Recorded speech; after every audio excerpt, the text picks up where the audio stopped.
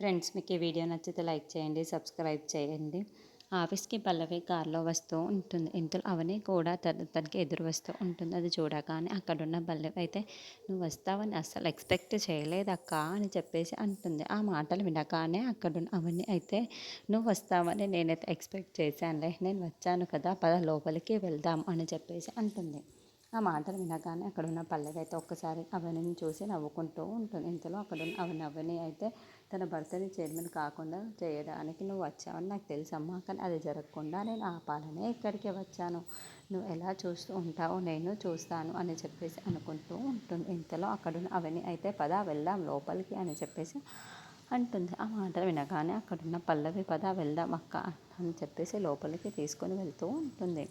ఇంతలో అక్కడున్న అక్షయ్కి అందరు కంగ్రాచులేషన్ చెబుతూ, మీరే కదా సార్ ఇప్పుడు చైర్మన్ అవ్వబోతున్నారు అని చెప్పేసి కంగ్రాట్స్ చెబుతూ ఉంటారు. అది చూడగానే అక్కడున్న పల్లవి అయితే చాలా కోపంగా అక్షయ్ని చూస్తూ ఉంటుంది. అక్కడున్న అక్షయ్ వాళ్ళ నాన్న అయితే, ఇకపై నుండి అన్ని బాధ్యతలు అక్షయే తీసుకుంటాడు, ఎదుగోండి కాగితాలు కూడా తెచ్చాను, సైన్లు కూడా చేయటమే ఇక మిగిలు అని చెప్పేసి కాగితాలను తీసి సైన్ చేయమని అంటాడు. అది చూడగానే అక్కడున్న వాళ్ళందరూ చాలా సంతోషిస్తూ ఉంటారు. ఇంతలో అక్కడికి కొంతమంది పోలీసులు వస్తూ ఉంటారు.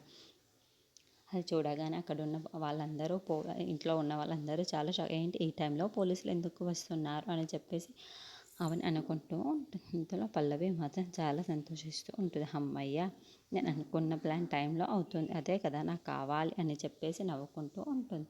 ఇంతలో పోలీసులు అక్షయ్ దగ్గరికి వస్తూ ఉంటారు. అది చూడగానే అవని ఒక్కసారిగా షాక్ అయిపోతూ ఉంటుంది.